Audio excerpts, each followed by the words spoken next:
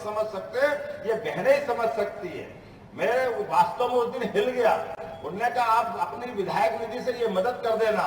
मैं तो इस बात को सुन के डर गया था कि इतना बड़ा, छोटा सा काम मैं समझा, लेकिन इतना बड़ा काम था, हर गांव में मैं कहां से कर दूंगा। वाकई बड़ी बात। लेकिन नरेंद्र मोदी जी के लिए जोरदार ताली बजाओ, जिनने गांव गांव के अंदर, घर घर में ये अभियान चलाकर शौचालय के आधार पर जीवन में कितना पुण्य का काम है, लेकिन कितनी जरूरी बात, अपनी माता बहनों की इज्जत बचाने के लिए, उनका स्वास्थ्य अच्छा रखने के लिए, भारत की दुनिया में अच्छी एक छवि बनाने के लिए कितना आवश्यक था। इतने साल कांग्रेस की सरकार थी, उनने कभी माता बहनों की इस कठिनाई को नहीं समझा जो सबसे ज्यादा जरूरी थी। एक बार जोरदार ताली बजा के वाकई में उनके एक नहीं कितने सारे कदम, और जब एक तरफ कदम बढ़ाया तो घर कच्चा क्यों होना चाहिए, तो घर भी पक्का होना चाहिए। ये सपना किसी ने देखा जिनका खुद का घर नहीं, वो नरेंद्र मोदी जी 22 करोड़ बहनों का घर बनवा करके 22 करोड़ परिवार के सामने आदर्श उदाहरण दिया। और उतना ही नहीं, ये अपने घर में फूकने से फूकने वाला चूल्हा बड़े लोगों का होता था, लेकिन बड़े लोगों के बजाय घर में भी गैस का चूल्हा आना चाहिए। जिसको भी ये काम पसंद आया, जोरदार ताली बजा के बताओ, ये पहली बार नरेंद्र मोदी जी ने करके दिखाया। कितने काम बताऊं, हर काम में महिला सशक्तिकरण के लिए। और जोरदार ताली बजाओ हमारे पूर्व मुख्यमंत्री शिवराज सिंह चौहान के लिए, जिन्होंने भी इसी काम का लगातार बीड़ा उठाया। जब हमारी सरकार बनी, यही लोगों ने कहा कि भैया आपकी सरकार बनेगी। हमने सुना कांग्रेस वाले बहुत भाषण दे रहे थे, लाडली लक्ष्मी योजना केवल चुनाव तक रहेगी, बाद में बंद हो जाएगी, पैसा नहीं है, इतने पैसे कहां से लाओगे। हमने उस समय भी कहा था, आज भी कह रहे भैया तुम झूठ बोलते रहिए, हमारी भाजपा वालों की पहचान नहीं है। लाडली लक्ष्मी योजना न तब बंद हुई, न आज बंद हुई, न अगले चुनाव तक बंद होगी, ये लगातार जारी रहेगी। ये योजना का श्रेय भी हमारा है और भावना भी हमारी। किसी बहन के जीवन में कोई योजना सरकार की जो भी जारी, सब जारी रहेगी, एक भी योजना बंद नहीं होगी। क्यों? जहां नियत वहां बरकत, जैसी नियत वैसी बरकत। ये भाजपा के लोग हैं जो अपने भाव को भी सबके बीच में तभी लाते हैं जब आधार होता है, बिना आधार के कोई बात नहीं करते। हमारे माननीय मोदी जी के तो कितने सारे काम, जिन कामों के बलबूते में बात करें तो समय कम पड़ जाएगा। आज बहनों के बीच में बात करने आया हूं, तो बहनों से जुड़े मुद्दे को हम याद करें। रानी अवंतीबाई, अंग्रेज जैसी सत्ता के खिलाफ भी, जैसे झांसी की रानी का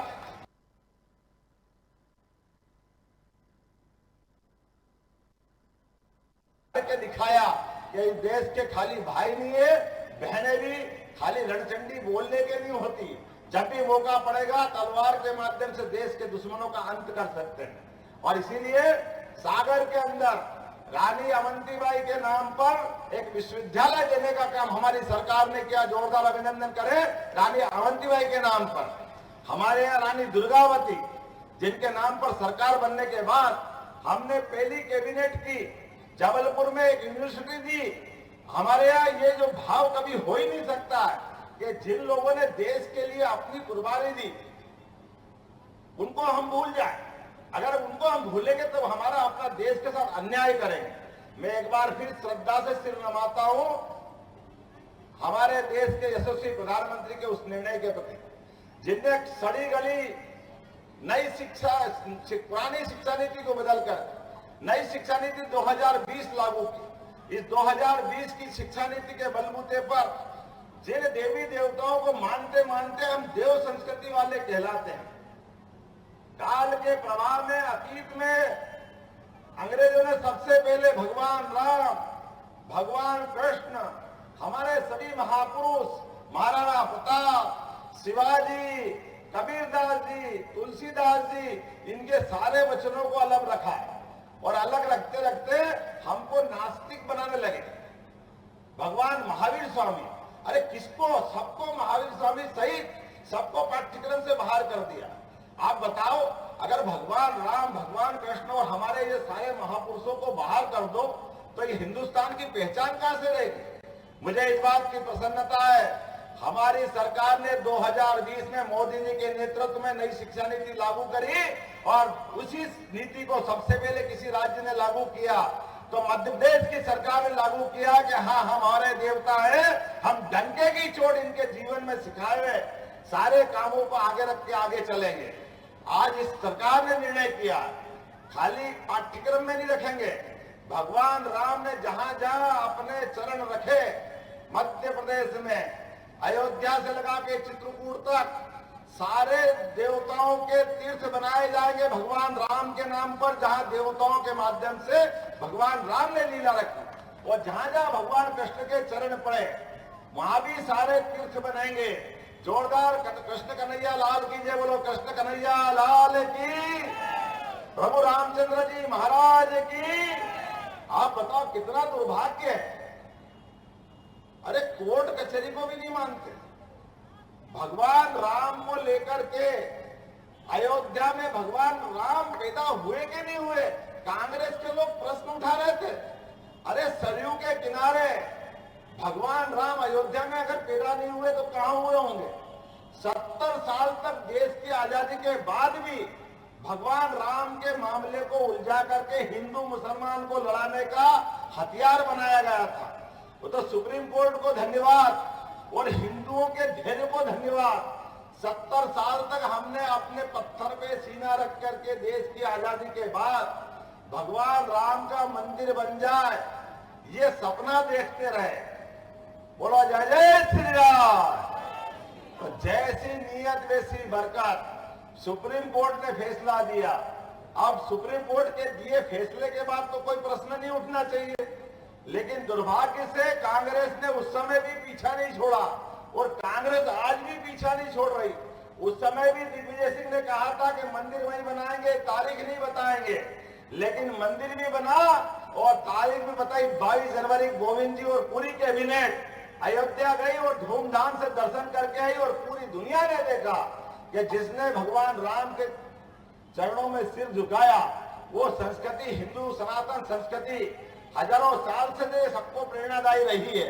मुझे इस बात की प्रसन्नता है, उसी संस्कृति के आधार पर भी हमने बहनों को 2029 में माननीय मोदी जी ने 33% लोकसभा में भी विधानसभा में भी, आपको सागर वालों को और धन्यवाद। आपके यहाँ मुझे लगता नहीं कि पहले कभी बहन को यहाँ से लड़ाया होगा, लड़ाया क्या? तो आप तो और 2 कदम आगे हो। उनने कहा कि 2029 से 33%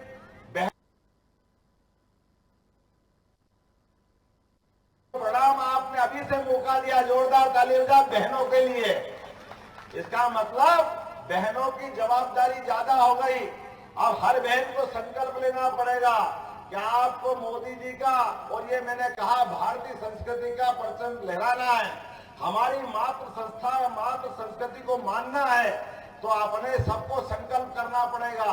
इस संसार में बहुत कुछ है वो मालूम नहीं, लेकिन अभी अपने देश के अंदर ही संस्कृति को समझने में बहुत सारे लोग कीचड़ फैलाते हैं। इस कीचड़ फैलाने वाली व्यवस्था में कमल खिलाने वाले भी हमारे जैसे लोग हैं। बोलो अपन सब है कि नहीं है कमल संस्कृति को मानने वाले? जोरदार ताली बजाओ हमारी अपनी पार्टी जिसके झंडे लहरा करके। देश का चुनाव चिन्ह अगर होना चाहिए तो कटे पिटे हाथ तो हमारे यहाँ कभी मानते ही नहीं, शरीर बेकार हो जाता है। हमारे यहाँ तो कोई राजा बनाने का मौका भी आ जाए और भूल से अंगली भी कट जाए तो उसको अलग पटक देते हैं। और मैं आपको धन्यवाद देना चाहूंगा, 1996 से आपके यहाँ तो कमल ही खिल रहा है लोकसभा में, जब भी मौका पड़ा तो कमल खिल रहा है। और वो भी तब जब हमारी अपनी फुल फ्लेश मेजोरिटी की सरकार नहीं थी। अब तो वो खिलना चाहिए। बोलो खिलना चाहिए कि नहीं खिलना चाहिए? आने वाले चुनाव में हमारी लता वानखेड़े जी का साथ देंगे कि नहीं देंगे? अगर देंगे तो खड़े हो जाओ अपनी जगह, हाथ बांधो, मुट्ठी बांधो।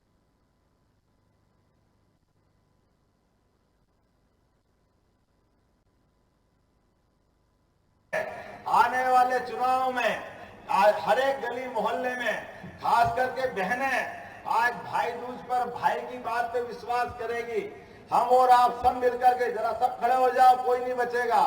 अपने बच्चे बच्ची या हमारे भांजे भांजी को भी ले लो और अपने हाथ की मुट्ठी बांध के संकल्प करो, आने वाले समय में एक एक वोट भाजपा के पक्ष में डलेगा, मोदी जी की प्रचंड विजय होगी और भारत भव्य और दिव्य बनेगा। ये संकल्प हमको करना। बोले भारत माता की।